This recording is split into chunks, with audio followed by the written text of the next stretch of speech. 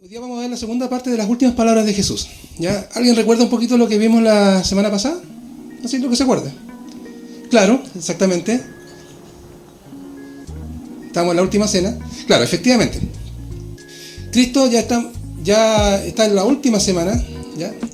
Sí, por favor, póngase más adelante, ¿no, hermana? Cronológicamente estamos en la última semana ya del ministerio de Cristo en esta tierra. Como el Señor ya sabe que su hora llegó, ¿ya? Recuerden que Juan nos relata de que, por ejemplo, antes los fariseos que lo odiaban a Jesús, querían matarlo, y no se atrevían, ¿ya? Pero Juan decía que era porque su hora todavía no había llegado. Pero en cambio ahora ya estamos en la etapa donde Jesús dice, mi hora llegó. Y por lo tanto se prepara para, digamos, cumplir la misión que el Padre le encargó, que era morir y ofrecer su vida en sacrificio por los pecados del hombre, de la humanidad. Entonces en esta última semana ocurren varios eventos. Ya primero la entrada, digamos, como rockstar, como decía la Nati hace semana atrás, en Jerusalén, cuando la gente aclamaba a Jesús porque venía entrando.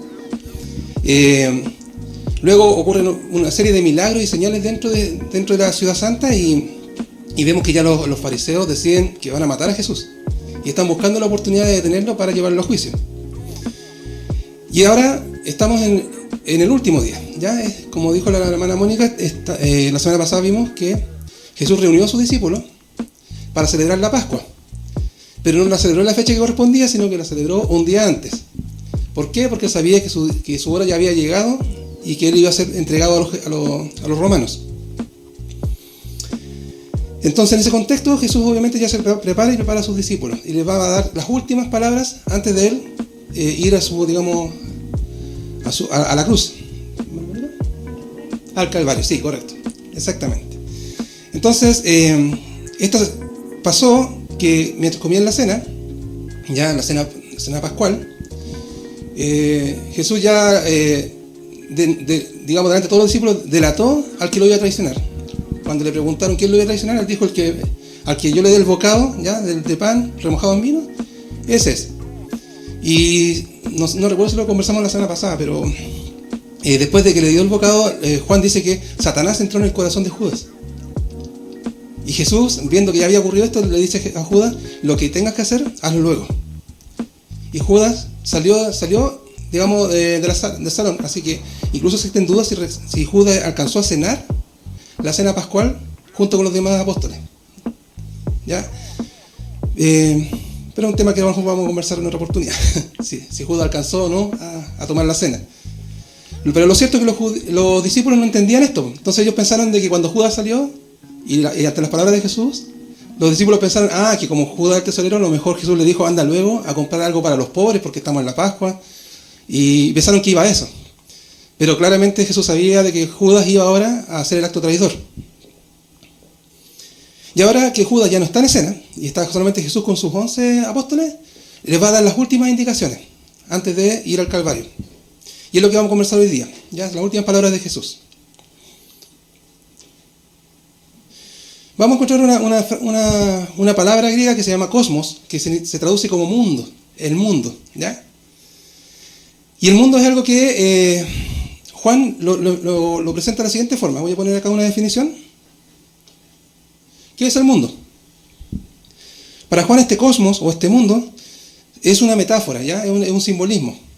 No se está refiriendo al planeta, no se está refiriendo a las estrellas, se está refiriendo al mundo, como mundo, digamos, se refiere al sistema creado por el hombre y que además está gobernado por Satanás y que se opone a Dios. Se refiere a la cultura, ¿ya? A la falsa religión, a todas esas cosas que el hombre se las atribuye diciendo que esto nos hacen hombres como razonables, que nos hacen superiores moralmente, pero que van contra los designios divinos. Eso es lo que Juan llama el mundo.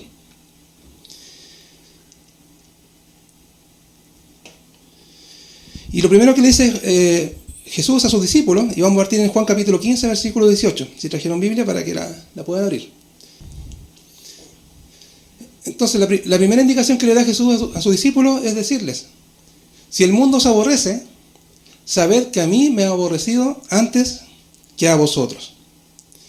Entonces, lo que Jesús ya le está diciendo a los discípulos, y creo que en cierta forma también nos sirve de ejemplo a nosotros, es entender que la cultura de este mundo, la sociedad, los valores de este mundo, que van contra Dios, nos odian, a los que no queremos actuar conforme a sus propios deseos. ¿Ya? Usted como creyente vaya a decir algo contra la corriente LGTBQ más y todas esas letras. Y va a ver cómo lo tratan. Cómo lo tratan. Entonces, todo lo que es en el mundo, todo lo que es antivalórico, nos detesta. Y aquí Jesús le dice a los discípulos, ustedes van a ser aborrecidos por parte de este sistema mundial. Porque obviamente si el mundo aborreció a Cristo, ¿cuánto más va a aborrecer a sus seguidores? Fíjense que ya los evangelistas nos contaban, por ejemplo, de que Jesús lo odiaban de tal forma, sus propios congéneres judíos, que incluso lo llamaban Belcebú. Vemos ahí en Mateo 10:25, cuando Jesús dice, basta al discípulo ser como su maestro, ¿ya? Y al siervo como su señor. Pero ojo, que si al padre de familia llamaron Belcebú, ¿cuánto más a lo de su casa? Le decía a los discípulos. Claro, porque resulta que los religiosos judíos, los fariseos, le decían a Jesús, tú por el príncipe de las tinieblas haces estos milagros y estas señales. Le atribuían al enemigo las obras de Dios.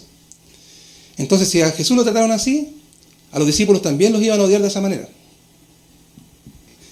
Juan 15, 19 al 20, vamos a leer, dice, si fuerais del mundo, le dice a los discípulos, el mundo amaría lo suyo, pero porque no sois del mundo, por eso el mundo os aborrece. Acordaos de la palabra que yo os he dicho, el siervo no es mayor que su señor, y si a mí me han perseguido, también a vosotros os perseguirán. Si han guardado mi alma, también guardarán la vuestra. Mi palabra, mi palabra. Si han guardado mi palabra, también guardarán la vuestra. Bien, a ver, dentro de los principios de hermenéutica, de cómo se debe interpretar la escritura, siempre hay que primero poner el ojo en el contexto más cercano, ¿ya? ¿Por qué hoy digo esto? Porque a veces nos queremos tomar para nosotros palabras que no eran para nosotros, ¿ya? En este caso particular, Jesús le está hablando a sus discípulos. Le está diciendo a ellos que si fueran del mundo serían amados, pero como no son del mundo van a ser aborrecidos. Y que si a Jesús lo persiguieron, también a los discípulos los iban a perseguir, ¿ya? No quiere decir que esto no tenga aplicación para nosotros, ¿ya? Ustedes saben que en el Antiguo Testamento, por ejemplo, era la revelación de Dios a Israel, no a los gentiles, a Israel. Pero nosotros, ¿qué hacemos? Lo leemos y tomamos ejemplos de las cosas que le pasaban a Israel para que no nos pasen a nosotros. Entonces, del mismo modo, aquí estas palabras que Jesús le dice a los discípulos, le está diciendo, el mundo los va a aborrecer. El mundo los va a perseguir, los va a querer matar. Para la iglesia es algo similar, pero no igual. No necesariamente nos van a querer matar, pero el mundo no nos va a amar. Por ser creyentes, por tener valores que buscamos que agraden a Dios, la gente que ama el pecado, digamos, que no respeta al Señor, nos va a tener como somos tontos, que somos menos cosas, algunos incluso nos van a tener malas, ¿ya? Entonces leemos que el mundo se opone a Cristo lo mismo que a sus seguidores. Juan 15, 16 dice que no me elegiste vosotros a mí, sino que yo os elegí a vosotros, y os he puesto para que vayáis y llevéis fruto, y vuestro fruto permanezca, para que todo lo que pidierais al Padre en mi nombre, Él os lo dé. Ya, este pasaje es importante porque nos recuerda que, haber conocido a Dios no fue una idea nuestra. Dios nos eligió a nosotros. Ya Jesús le dice a los discípulos, yo lo elegí a ellos. Es más, yo sé que a lo mejor ustedes han escuchado de que en la iglesia a veces se dice que hay que hacer discípulos, ¿cierto? Hay que darle duro con el discipulado. En cierta manera es cierta, pero ustedes saben cuántas veces se habla del tema del discipulado, por ejemplo, el apóstol Pablo, Juan, Pedro, Santiago. ¿Cuántas veces ustedes creen que ellos mencionan el tema del discipulado dentro de la doctrina que ellos enseñan? 0. De hecho, la última vez que se ocupa la palabra matetes, que significa discípulo, es en el libro de Hechos. Entonces, ¿eso significa que nosotros no deberíamos preocuparnos del discipulado? No, lo que significa más bien es que que cuando Jesús nos dijo, id al mundo y hacer discípulos a todas las naciones, nos está recordando que cuando nosotros hacemos discípulos, no son discípulos nuestros, son discípulos de Cristo. Solamente Cristo puede llamar discípulos. ¿Se entiende? Entonces, Pablo no lo mencionó porque él no podía ser discípulos de Pablo. Pedro no lo mencionó porque él no estaba llamando a que fueran discípulos de Pedro. Todo lo que se enseña es para que usted, hermano, sea discípulo de Cristo. No discípulo ni de Carlos, ni del pastor Mariano. Todo lo que usted debe aprender es de Cristo, para seguir el ejemplo de Cristo, ¿ya? Y los hermanos aquí nos apañamos, digamos, nos fortalecemos para que no nos apartemos del camino. Pero el maestro es Cristo. Entonces, y como les decía, Juan enfatiza mucho este tema de que Jesús es el que eligió a los discípulos.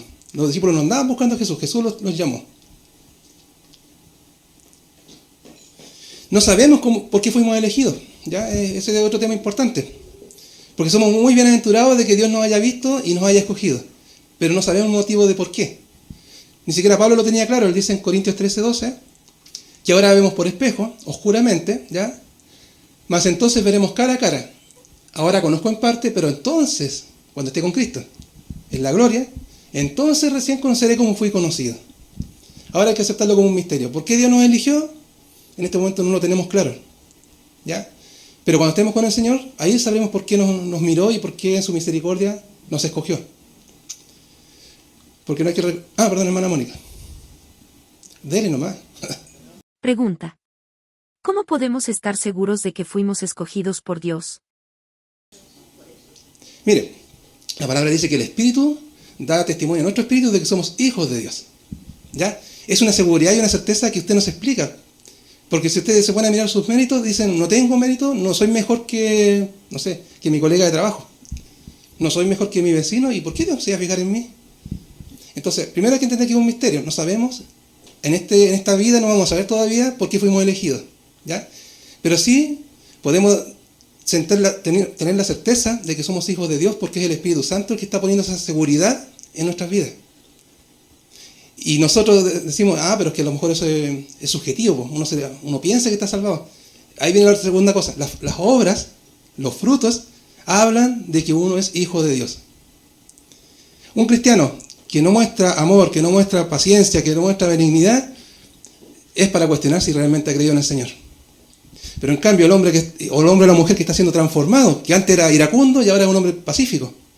El hombre o la mujer que antes, no sé, pasaba estresada porque qué iba a hacer de comida o cómo iba a sobrevivir y ahora tiene paz en su corazón, ya, esa es obra del Espíritu Santo y Pablo nos dice que estas son las cosas que revelan que somos hijos de Dios. Entonces, hay certeza en el corazón y hay frutos, una vida transformada. ¿Ya? No sé si está más claro. Seguimos entonces leyendo el Evangelio de Juan. Versículos 22. Un segundito. Ahí está. 22 al 25 dicen. Jesús le dice a los discípulos: si yo no hubiera venido ni les hubiera hablado, no tendrían pecado. O sea, serían ignorantes e inocentes. Pero ahora no tienen excusa por su pecado. El que me aborrece a mí, también a mi Padre aborrece. Si yo no hubiese hecho entre ellos obras que ningún otro ha hecho, no tendrían pecado. Pero ahora han visto y han aborrecido a mí y a mi Padre. Pero esto es para que se cumpla la palabra que está escrita en su ley. Sin causa me aborrecieron. Bien, el pueblo judío quería que viniera el Mesías. Pero ya hemos estudiado que querían que viniera el Mesías para que los liberara del yugo de los romanos. ¿Ya? Bueno, el Mesías vino. El Mesías hizo señales. El Mesías habló las palabras de Dios. ¿Y qué hizo el pueblo judío? Bueno, mucha gente lo siguió por los milagros porque querían más panes y querían más peces, ¿ya? Pero los religiosos, ¿qué hacían? Se oponían. Se oponían a Cristo, se oponían al Mesías. ¿Ya? Pero esto es para que se cumpliera, como dijo Jesús, la palabra, de que su pueblo, sin causa, lo aborreció cuando Él vino.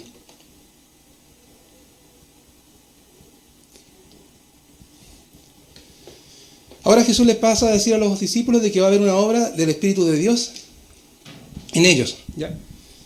Hay que igual ponerse en los zapatos de los discípulos. ¿Ya? Ellos no lo estaban viendo todavía con total claridad. Para nosotros es natural hablar del Espíritu Santo y de la obra del Espíritu en el corazón del creyente. Pero para ellos no estaba tan claro porque en el Antiguo Testamento, cuando se menciona el Espíritu de Dios, son para cosas bien puntuales. ¿Ya? De hecho, el Espíritu de Dios descendía sobre las personas. Por ejemplo, Sansón, cuando recibía el Espíritu de Dios, cobraba gran fuerza. Los artesanos que trabajaron, por ejemplo, en la construcción del primer templo, ¿ya? También dice que el Espíritu de Dios venía sobre ellos para que ellos fueran creativos y trabajaran con gran pulcritud. Pero el Espíritu venía y los dejaba. Cumplía la función y se iba. Entonces, a diferencia y esa era la perspectiva, digamos, que tenían los discípulos de cómo el Espíritu de Dios venía sobre el ser humano. Pero ahora Jesús les anticipa de que el Espíritu va a venir para morar en el creyente, que es lo que nosotros estamos disfrutando. Versículos 26 y 27 dice, pero cuando venga el Consolador, a quien yo os enviaré del Padre, el Espíritu de verdad, el cual procede del Padre, Él dará testimonio acerca de mí. Y vosotros daréis testimonio también, porque habéis estado conmigo desde el principio. Bien, aquí Reina Valera traduce Consolador, ¿cierto? Hay otros que van a encontrar otras Biblias que dicen ayudador, Consolador, ayudador. Y hay otros que no lo traducen, simplemente ponen el término griego Paracletos, que a lo mejor ustedes lo han escuchado mencionar, que literalmente significa el que se pone al lado para ayudar, o el que auxilia. ¿Ya? Entonces vemos que el Espíritu Santo es mucho más que, ¿cómo se llama? Que una lucecita que nos alumbra para que conozcamos al Señor, sino que está con nosotros y en nosotros para auxiliarnos cuando tenemos pruebas, dificultades, tentaciones. Entonces aquí Jesús le dice a los discípulos que el Espíritu Santo va a venir de parte del Padre para estar en ellos y de ayudarles a que ellos den testimonio de quién es Cristo. Entonces, de cierta forma, cuando Cristo parta de este mundo, va a venir el Espíritu Santo para continuar este ministerio de revelación de Dios al ser humano. Juan 16, del 1 al 4. Dice, Jesús le habla a los discípulos, estas cosas os he hablado para que no tengáis tropiezo. Os expulsarán de la sinagoga, y aún viene la hora cuando cualquiera que os mate pensará que rinde servicio a Dios. Y harán esto porque no conocen al Padre ni a mí. Mas os he dicho estas cosas para que cuando llegue la hora os acordéis de que ya os lo había dicho. Esto no os lo dije al principio porque yo estaba con vosotros. ¿Ya? Jesús le está anticipando a los discípulos que deben prepararse para un periodo, digamos, de peligro. Pero él está anticipando esto ¿para qué? Como dice el versículo 1, para que no tengan tropiezo. Básicamente se está refiriendo a un tropiezo espiritual, no se refiere a que no se vayan a caer físicamente. ¿Ya? Es para que su corazón, su fe, no mengüe por causa de las complicaciones que se van a venir luego. Y obviamente Jesús estaba en un contexto cercano, estaba hablando básicamente de que cuando salieran de ese lugar donde estaban conversando, Jesús iba a ser entregado y los discípulos iban a ser esparcidos. Y acuérdense que también Pedro iba a ser cuestionado sobre si conocía o no a Jesús. Entonces viene un momento, le dice Jesús a los discípulos que se preparen, porque su fe va a temblar.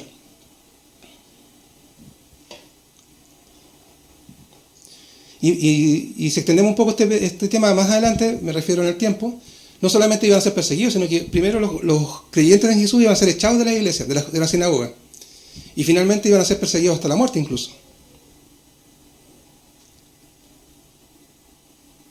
¿Y cuál es la obra que va a hacer el Paracletos, el ayudador, el auxiliador? ¿Qué va a hacer en los discípulos? Dice versículo 5 al 11. Jesús dice, pero ahora voy al que me envió y ninguno de vosotros me pregunta ¿a dónde vas? Antes porque os he dicho estas cosas, tristeza ha llenado vuestro corazón, porque Jesús se va. Pero yo os digo la verdad, os conviene que yo me vaya, porque si no me fuera, el Consolador no vendría a vosotros, mas si me fuere, os lo enviaré. Y cuando Él venga, convencerá al mundo de pecado, de justicia y de juicio. De pecado por cuanto no creen en mí. Versículo 9, ¿cierto? Sí. De pecado por cuanto no creen en mí. De justicia por cuanto voy al Padre y no me veréis más. Y de juicio por cuanto el príncipe de este mundo ha sido ya juzgado. Bien, Jesús entonces ya le está anunciando la partida, de que Él se va a alejar de ellos de manera prolongada por el tema de la cruz, del Calvario. Y lo primero les encara, les dice, y ustedes no me preguntan a dónde voy. ¿Ya? Porque Jesús no le estaba diciendo me voy a sacrificar, le está diciendo yo me voy. Entonces le estaba revelando las cosas, pero no de una manera tan clara. Y los discípulos están tan perplejos que ni siquiera se atrevían a preguntarle, pero ¿de qué estás hablando? Y eso demuestra, insisto, de que estaban un poco nublados, que no estaban entendiendo lo que Jesús les anunciaba, ¿ya? Y por lo tanto no se estaban a lo mejor preparando para lo que venía. Versículo 7, fíjense, dice, pero os digo la verdad, os conviene que yo me vaya. ¿Convenía que Cristo muriera? Amén. Amén. ¿Qué significa conviene? Ahí te lo puse el término griego que es sinferei, que significa que es algo útil, que es ventajoso, que es de provecho. Entonces Jesús le dice, es provechoso que yo me vaya. Pero ¿qué tiene interesante esta palabra, esta frase? ¿Ya? Esta misma palabra la ocuparon los fariseos, en boca del sumo sacerdote Caifás. En Juan, dice Juan 11:50. Cuando estaban analizando la problemática de Jesús, de los fariseos, el sumo sacerdote Caifás dijo, os conviene que un solo hombre muera por el pueblo y no que toda la nación perezca, ocupando la misma palabra. Entonces, para el fariseo, Jesús era un problema, un estorbo, porque en el pensamiento de ellos, Roma se iba a enojar si los judíos seguían a Jesús. ¿Por qué? Porque los judíos estaban buscando un líder que los guiara en una revuelta contra los romanos. ¿Se entiende? Entonces el fariseo pensaba, es mejor que muera Jesús, pues nos conviene que se muera Jesús, porque si no los romanos van a pensar que nos queremos levantar en una rebelión y van a venir contra Jerusalén y van a destruir todo. Entonces, si hacemos la comparación nos damos cuenta que en boca de los fariseos convenía que Jesús muriera, para que no hubiera ¿cómo se llama? Una destrucción por parte de los romanos. Pero en boca de Jesús conviene que Él muera. ¿Pero para qué? Para que el Padre mande su Espíritu. ¿Se dan cuenta? Y es el mismo concepto, lo que era provechoso, lo que nos convenía. Entonces, esto nos demuestra que Dios, aún las decisiones humanas, las conduce a que se cumplan sus propósitos. El propósito de Dios Padre era que su Hijo muriera para que pagara los pecados de toda la humanidad. Y aún así ocupó este mal deseo de los hombres, de los fariseos en este caso, y querían que Jesús muriera, para que también se cumpliera este propósito, de que Jesús muriera, tenía que morir de alguna forma. Fíjense que el comentarista que estaba leyendo decía, Jesús no podía morir de un accidente, no podía morir por casualidad. Jesús tenía que ser condenado injustamente, tenía que ser castigado tomando los pecados nuestros, ¿ya? Aunque Él no lo merecía, siendo un hombre justo, que no pecó, ni que cometió ninguna falta, pero Él tenía que ser tratado como un criminal, aunque no lo merecía. ¿Por qué? Porque Él estaba tomando sobre sí todos los pecados de la humanidad. Así como en el Antiguo Testamento recordamos que se sacrificaba un cordero, ¿cierto? Por los pecados de todo el pueblo. ¿Qué culpa tenía el cordero si el cordero era un animalito inocente? Un inocente tenía que pagar con su vida la maldad de todos los culpables. Entonces, del mismo modo, Jesús, siendo inocente, tenía que morir en reemplazo de nosotros. Y reitero, no tenía que morir ni accidentalmente, no tenía que morir por casualidad, repito, sino que tenía que ser tratado como si fuera culpable, aunque no lo era. Ni de viejo, justamente, ni de viejo. ¿Está bien? Pues está bien razonado.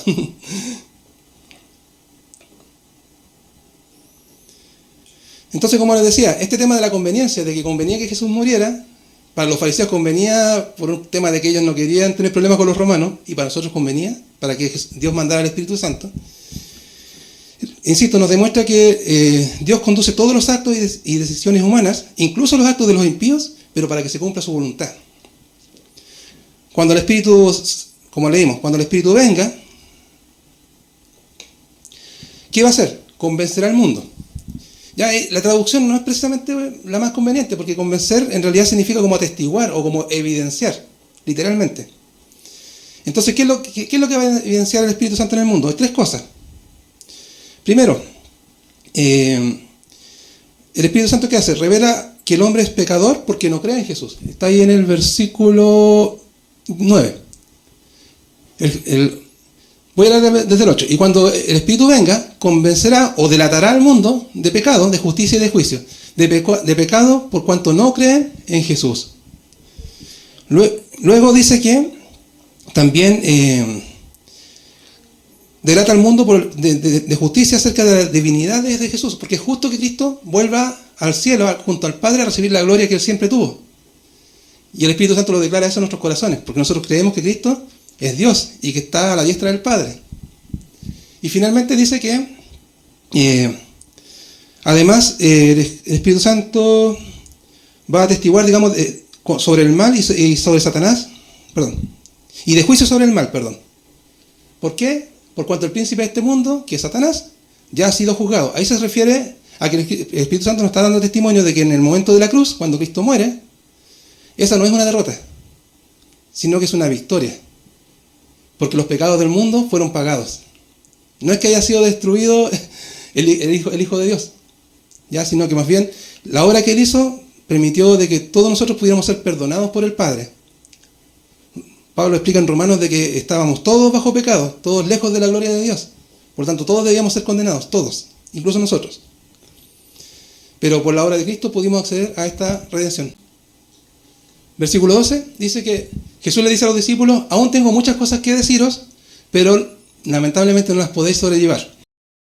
Pero cuando venga el Espíritu de verdad, el Espíritu Santo, Él os guiará a toda la verdad, porque no hablará por su cuenta, sino que hablará todo lo que oyere, y os hará saber las cosas que habrán de venir. Él me glorificará, porque tomará de lo mío y os lo hará saber. Todo lo que tiene el Padre es mío, por eso dije que tomará de lo mío y os lo hará saber. Entonces, Jesús declara que tiene muchas cosas que decirle a los discípulos, pero que ellos no estaban todavía preparados para entenderlas. Es más o menos lo que nos pasa a nosotros hoy en día, ¿no? Vamos de a poquito aprendiendo más del Señor. Al principio tenemos las puras ganas nomás, queremos aprender mucho del Señor, pero hay que reconocer que hay que partir lento y avanzando. Y la palabra se va revelando en nuestras vidas. Entonces a los discípulos les pasaba lo mismo. Jesús les dice que de momento no estaban preparados para comprender cabalmente el propósito de su venida al mundo y de su sacrificio que venía. Jesús le comienza a explicar la obra del Espíritu Santo en los creyentes, que va a traer la verdad y que va a guiar a los discípulos. Y esto nos va recordando, repito, que esta revelación de Dios para todos nosotros siempre va a ser progresiva, va a ser de menos a más. Al principio sabemos un poquito del Señor, pero a medida que caminamos esta ruta en presencia de Él, de querer conocerle, de buscarle, el Señor se nos va revelando para entender cómo es su propósito y su voluntad con nuestras vidas, y a veces también con la vida de nuestros familiares y hermanos. Entonces, Jesús había dejado medio perplejo a los discípulos. Ellos todavía no entendían lo que se venía muy luego. Y dice en el versículo 16 al 18. Jesús les dice: todavía un poco y no me veréis, y luego un poco y me veréis. Palabras enigmáticas. Porque yo voy al Padre. Entonces se dijeron algunos de los discípulos unos a otros: ¿qué es esto que nos dice? Todavía un poco y no me veréis, y de nuevo un poco y me veréis. ¿Y por qué yo voy al Padre? Decían pues: ¿qué quiere decir todavía un poco? Es que no entendemos lo que habla. Y puede pasarnos. Realmente llegar a comprender, digamos, el propósito que tenía la obra de Cristo en la tierra, cuesta asimilarla muchas veces. Yo aún a veces escucho hermanos en la fe, no de esta iglesia, de otras iglesias, que no se sienten dignos de estar en presencia del Señor. Pero dicen: pero que yo hice esto, hice aquello en el pasado. Sí, es verdad. Pero hemos entendido también por la revelación de que una vez que el Espíritu Santo de Dios entra en nuestros corazones, todas las cosas son hechas nuevas. Y que lo que ya hicimos quedó en el pasado, sea lo que sea. Y tenemos una nueva vida. ¿Cierto? Eso es lo que hemos estudiado acá en IFA. Pero esas cosas cuesta asimilarlas. Y por eso también acá los discípulos estaban confundidos y no entendían a qué se refería Cristo con que todavía un poco y lo veremos, y después un poco y no lo vamos a volver a ver, pero que él iría al Padre. Entonces los discípulos se encontraban consternados. ¿Y qué es lo que dice Jesús para consolarlos? Y Jesús conoció que querían preguntarle. Y les dijo: ¿preguntáis entre vosotros acerca de esto que dije, todavía un poco no me veréis, y de nuevo un poco y me veréis? De cierto os digo, que vosotros lloraréis y lamentaréis, y el mundo se alegrará. Pero aunque vosotros estéis tristes, vuestra tristeza se convertirá en gozo. La mujer cuando da a luz tiene dolor porque ha llegado su hora. Pero después de que ha dado a luz a un niño, ya no se acuerda de la angustia, por el gozo de que haya nacido un hombre en el mundo. También vosotros ahora tenéis tristeza, pero os volveré a ver, y se gozará vuestro corazón, y nadie os quitará vuestro gozo. En aquel día no me preguntaréis nada. De cierto os digo, que todo cuanto pidiereis al Padre en mi nombre, os lo dará. Hasta ahora nada habéis pedido en mi nombre. Pedid y recibiréis, para que vuestro gozo sea cumplido. Entonces, En esta confusión que tenían los discípulos, que Cristo se dio cuenta, el mismo Señor le empieza a explicar de qué se trataba esto de que me veréis que un poco y no me veréis, y luego de un poco me volveréis a ver. Y ahora ya les dice claramente que esto va a ser similar a como la mujer, cuando está a punto de dar a luz, primero pasa un periodo de angustia, de dolores, ¿ya? Y después, cuando ya nace el bebé, la alegría que siente hace que se olviden los dolores. Entonces, del mismo modo, les dice en el versículo 22, que ahora los discípulos están tristes, pero que sepan de que a pesar de lo que se viene, lo volverán a ver a Jesús. Y cuando lo vuelvan a ver, ¿qué van a sentir? Gozo, se gozará vuestro corazón. Un detalle interesante es que Jesús no dice que la angustia o la tristeza que están sintiendo se les va a pasar así como que va a desaparecer, sino que más bien que se va a convertir, ¿ya? Porque de cierta forma uno no se olvida de las penas que ha sentido, simplemente que ahora el gozo es mayor y la paz puede ser mayor, pero no implica que nos olvidemos de las cosas malas que hemos vivido. Entonces aquí va a ser lo mismo, los discípulos van a pasar un momento muy triste, se refería a que Cristo iba a ser tomado de ellos y que iba a morir en la cruz, y ellos lo iban a dar por muerto. Porque los discípulos no pensaban que Cristo iba a resucitar, ¿o sí? No.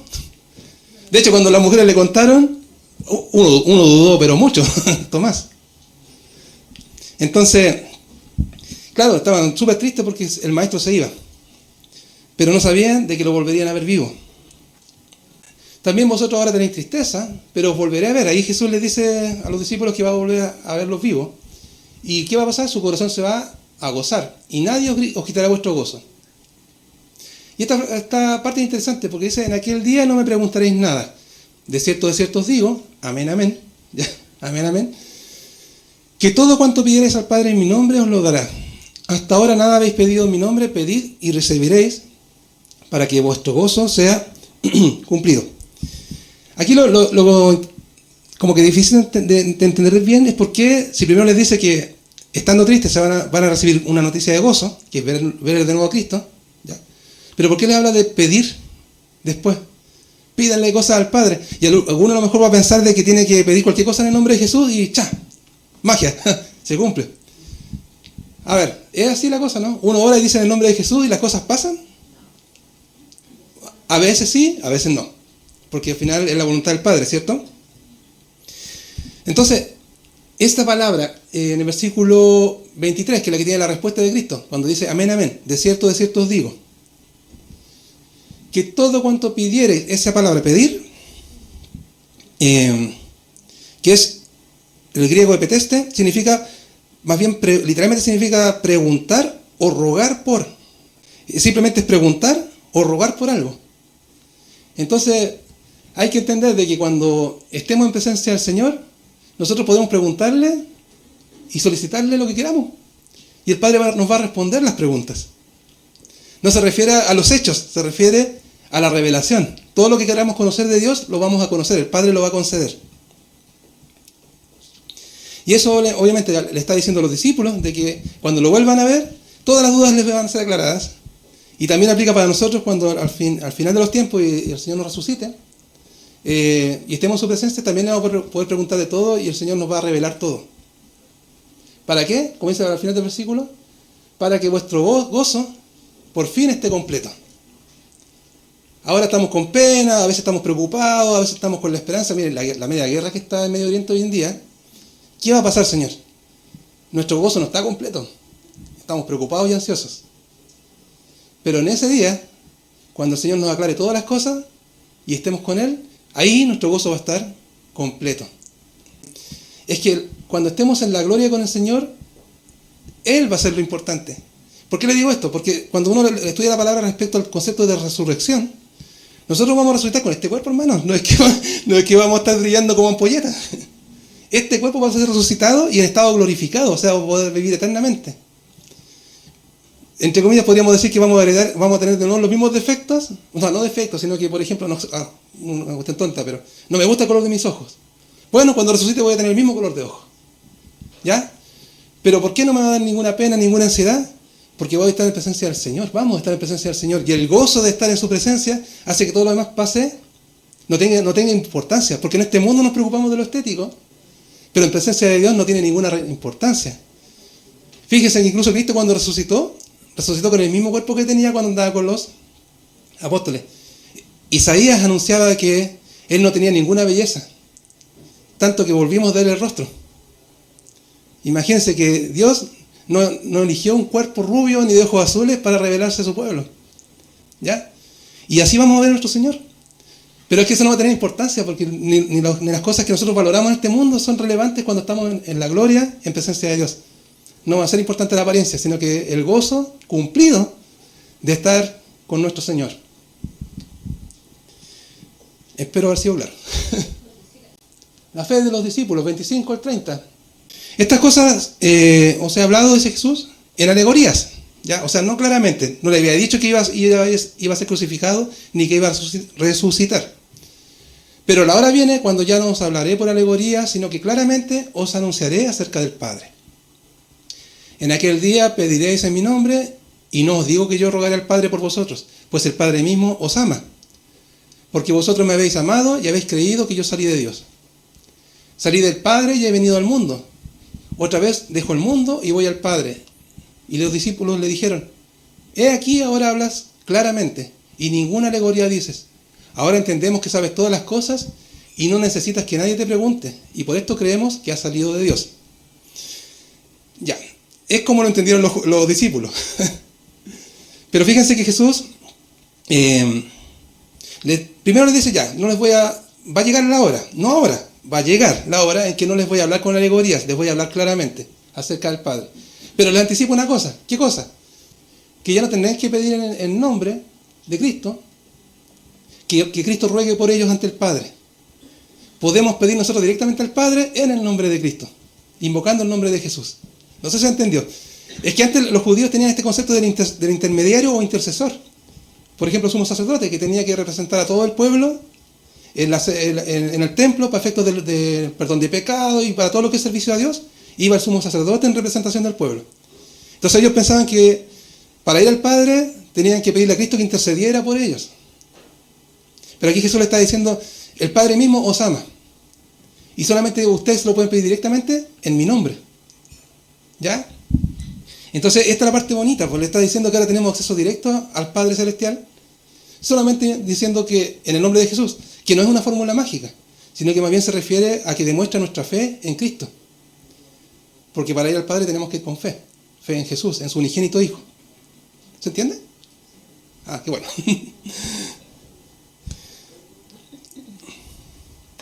¿Y por qué tenemos que demostrar esta fe en Cristo para ir al Padre? ¿Ya? Porque Cristo es Dios, ¿cierto? Juan ya lo anticipaba en el capítulo 1, cuando recién partimos estudiando el Evangelio de Juan, versículo 14, nos recordaba que el verbo se refiere a Cristo, ¿ya? Fue hecho carne y habitó. El griego skenosen significa acampar, literalmente. O sea, Dios se hizo carne y habitó brevemente, un pequeño periodo de tiempo, acampó solamente. No se quedó a vivir, acampó entre nosotros. ¿Y qué pasó? Vimos su gloria como del unigénito del Padre, refiriéndose a Cristo, que estaba lleno de gracia y de verdad. Entonces, tenemos que tener fe en Jesús cuando vamos al Padre. Cuando pedimos cosas al Padre, lo pedimos en el nombre de Jesús y por los méritos de Cristo. ¿Ya? Para que el Hijo sea glorificado y Dios también. Vamos viendo entonces cómo reaccionaron los discípulos. Jesús le respondió, ahora creéis. Se lo plantea con pregunta, pero la estructura gramática se refiere como a una afirmación más bien. Ahora se dan cuenta. He aquí, la hora viene y ya llegó. Llegó el momento en que seréis esparcidos, cada uno por su lado, y me dejaréis solo. Mas no estoy solo, dice Jesús, porque el Padre está conmigo. Estas cosas os he hablado para que en mí tengáis paz. En el mundo tendréis aflicción, pero confiad, yo he vencido al mundo. Fíjense que Jesús ya les declara, llegó el momento. La hora que estaba definida por Dios para que Cristo fuera ofrecido por los pecados del mundo había llegado. Y Jesús ya les dice a los discípulos, ustedes me van a abandonar. Esto lo voy a vivir solo. Pero no estoy solo. ¿Por qué? Porque el Padre está conmigo. Aquí puede haber de repente una confusión porque, por ejemplo, en el Evangelio de Marcos, Jesús cuando estaba en la cruz clamó a gran voz diciendo, Eloí, Eloí, lama sabactaní, ¿cierto? Que traducido es, Dios mío, ¿por qué me dejaste? Pero si Jesús acaba de decir, acá en el Evangelio de Juan, dice que él no está solo. Pero en la cruz dice Marcos que él dijo que fue abandonado. Aparentemente una contradicción. Pero no hay que olvidarse de que en Jesús habían dos naturalezas, divina y humana. Quien murió en la cruz no era Jesús naturaleza divina, era la naturaleza humana de Cristo la que murió. ¿Ya? Porque Dios no puede morir, porque Dios es espíritu.